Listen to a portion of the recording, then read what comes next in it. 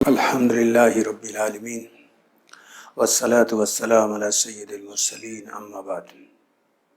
عزیز دینی بھائیو، یہ دنیا مسائل سے بھری ہوئی ہے، اور یہ مسائل سادہ طور پہ صرف مسائل نہیں ہیں، بلکہ یہ مسائل ایک چیلنج کی حیثیت رکھتے ہیں، اور جو چیز اپنے نوعیت کے اعتبار سے چیلنج کی حیثیت سے ہو اس کے بارے میں شکایت کرنا یا ٹکراؤ کرنا ہمیشہ غیر مفید رہتا ہے۔ چیلنج کے مقابلے میں کرنے کا اصل کام یہ ہوتا ہے کہ بے لاگ انداز میں اس کا مطالعہ کیا جائے اور حقائق کی روشنی میں اپنے عمل کی تعمیری منصوبہ بندی کی جائے۔ مسائل کو حل کرنے کا یہی واحد نتیجہ خیز طریقہ ہے۔ مثلاً اللہ نے قرآن مقدس کے اندر سورہ نساء آیت نمبر 79 میں بتایا کہ تمہیں جو بھی دکھ پہنچتا ہے وہ تمہارے اپنے سبب سے ہوتا ہے۔ وَمَا أَصَابَكُم مِّن سَيِّئَةٍ فَمِنَ النَّفْسِ کا۔ اس سے یہ معلوم ہوا کہ اس دنیا کا نظام اللہ نے کچھ اس طرح بنایا ہے کہ یہاں کسی شخص کو کسی کے اوپر کوئی اختیار حاصل نہیں ہے۔ یہاں کوئی آدمی یا کوئی گروہ جو کچھ بھی اس کے ساتھ ہوتا ہے اس کے عمل کا نتیجہ ہوتا ہے۔ اس لیے کسی پر جب کوئی مصیبت آئے تو اس کا سبب خود اپنے اندر تلاش کرے، باہر نہ تلاش کرے، اور جو اپنے اندر تلاش کرے گا تو یقینی طور پر اس کو اپنے اندر اس سبب مل جائے گا۔ اس کی دو واضح مثالیں رسول اکرم صلی اللہ علیہ وسلم کے دور میں موجود ہیں۔ ایک ہے غزوہ احد، دوسرا ہے غزوہ حنین۔ ان دونوں واقعات کا تذکرہ قرآن مقدس میں موجود ہے۔ غزوہ احد کا تذکرہ سورہ آل عمران میں ہے اور غزوہ حنین کا تذکرہ سورہ توبہ کے اندر ہے۔ غزوہ احد میں مسلمانوں کو جو شکست ہوئی اس کے بارے میں رب کائنات نے یہ بتایا کہ تمہارے اندر جو آپسی اختلاف اور مرکزی قیادت کی بات کا نہ ماننا، یہ وہ سبب تھا جس کی وجہ سے تمہیں شکست سے دوچار ہونا پڑا۔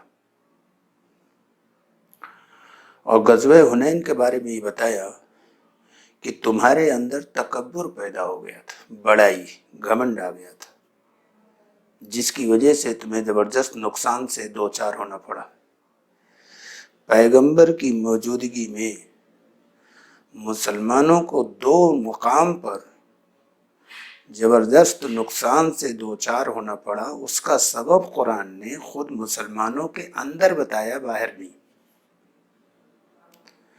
یہ بات قیامت تک کے لیے ایک بنیادی اور اصولی بات ہے کہ اس زمین پر کسی کو جو کچھ بھی ملتا ہے یا چھنتا ہے وہ اللہ کی طرف سے ہوتا ہے، اور اس کا سبب ہمارے اپنے اندر کی خرابی یا اچھائی ہوتی ہے۔ اور ہمارا حال یہ ہے کہ ہم جو کچھ بھی ہوتا ہے اس کو دوسروں پر ڈال دیتے ہیں۔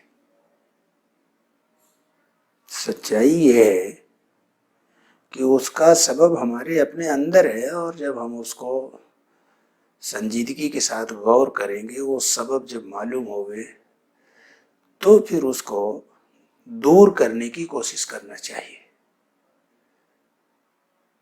جب وہ سبب دور ہو جائے گا تو مصیبت بھی دور ہو جائے گی۔ مثلاً آج پوری دنیا میں ایمان والے ذلت اور رسوائی کا شکار ہیں۔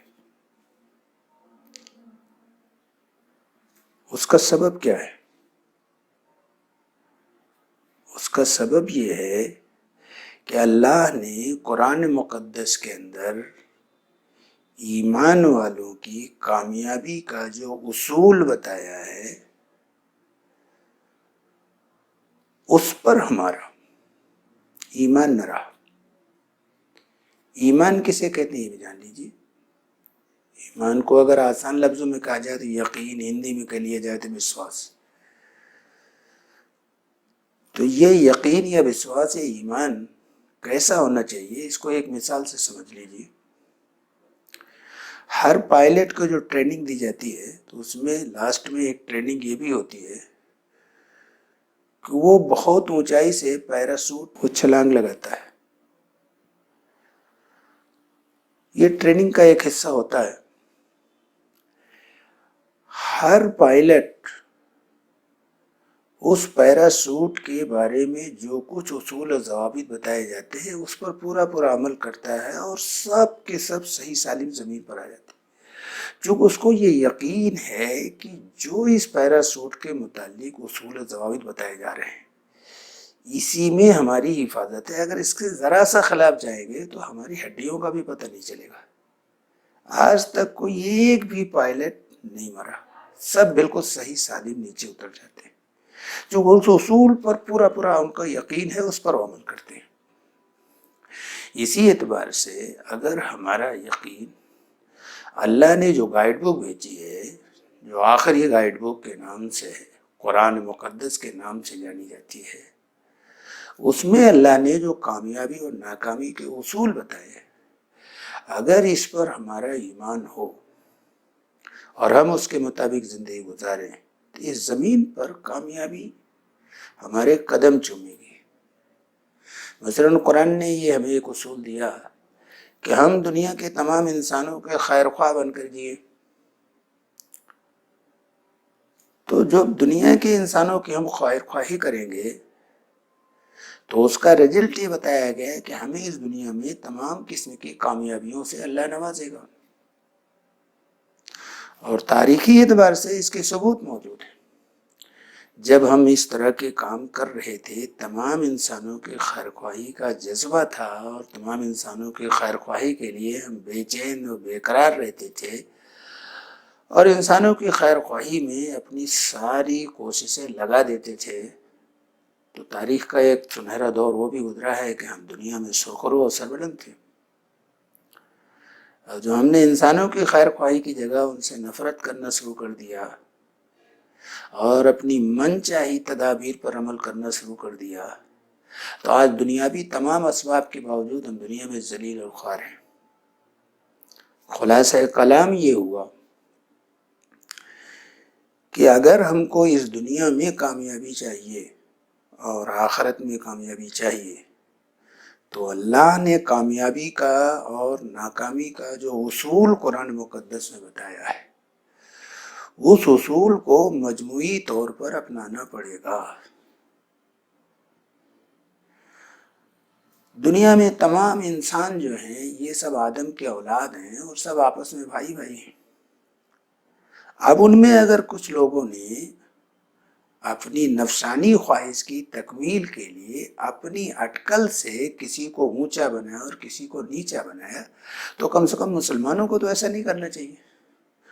مسلمانوں کو تو پوری دنیا کے انسانوں کے ساتھ عملاً مساوات کا سلوک کرنا چاہیے اور تمام انسانیت کو گلے سے لگانا چاہیے۔ پوری دنیا محبت اور خیر خواہی اور ہمدردی کی بھوکی ہے۔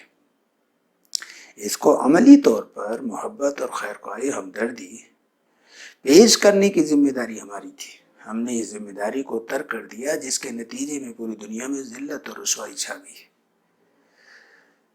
اب بھی وقت بچا ہے۔ صبح کا بھولا ہوا شام کو واپس آ جائے تو اسے بھولا وہ نہیں کہتے۔ اگر ہم توبہ کر کے اپنی روش کو بدلیں اور دنیا کے تمام انسانوں کے خیر خواہی اور بھلائی کے جذبے کے ساتھ اس زمین پر اپنے کردار کو ادا کرنا شروع کر دیں تو بہت تھوڑے وقت میں پوری دنیا میں ہماری ذلت عزت میں بدل جائے، ہماری پستی بلندی بدل جائے، ہماری گمراہی ہدایت میں بدل جائے، سارے مسئلے کا۔ لیکن یہ عمل سے ہوگا۔ قرآن مقدس کو چوم کر کے بہت اونچائی پہ رکھ دینا لیکن اس میں جو کچھ عمل کرنے کے لیے کہا گیا وہ نہیں کرنا، تو پھر کچھ نہیں ہونا ہے۔ یہ تو کسی بہت بڑے ڈاکٹر کا کوئی نسخہ لاوے اور اس کو بڑے ادب کے ساتھ کہیں رکھ دے یا اس کو بار بار جو لکھا ہے پڑھتا رہے تو اس سے بیماری نہیں دور ہوگی جب تک کہ اس میں جو لکھا ہے وہ دوا خرید کر کھائے نہیں۔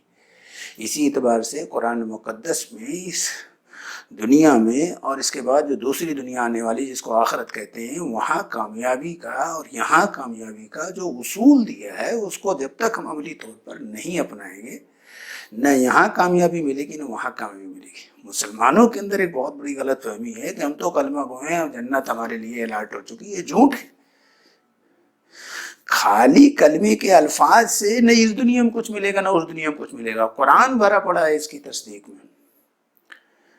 تو بہرحال مسلمانوں کی سب سے بڑی ذمہ داری ہے کہ دنیا میں جتنے انسان بستے ہیں ان کے ساتھ محبت اور ہمدردی کا سلوک پیش کریں، اور سب سے بڑی محبت اور سب سے بڑی خیر خواہی، سب سے بڑی ہمدردی یہ ہے کہ ہم انسانوں کو جہنم سے بچانے کی، جہنم کی بھڑکتی ہوئی آگ میں جانے سے لوگ بچ جائیں، یہ کوشش کریں، اور دنیا کے تمام انسان اللہ کی سجائی ہوئی جنت میں داخل ہو جائیں، جس جنت میں انسان کی چاہت کا ہر سامان موجود ہو۔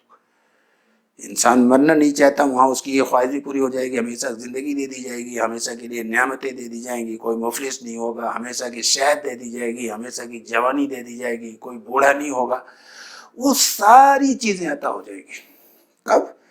جب اللہ کی بھیجی ہوئی آخری کتاب میں جو کامیابی اور ناکامی کے اصول بتائے گئے، ان میں سے ایک اصول بتایا ہے کہ ہمیں پوری دنیا کے تمام انسانوں کی خیر خواہی، بھلائی اور محبت کا عملی ثبوت دینا ہے۔ اللہ ہمیں اور آپ کو عمل کی توفیق عطا فرمائے۔ وما علینا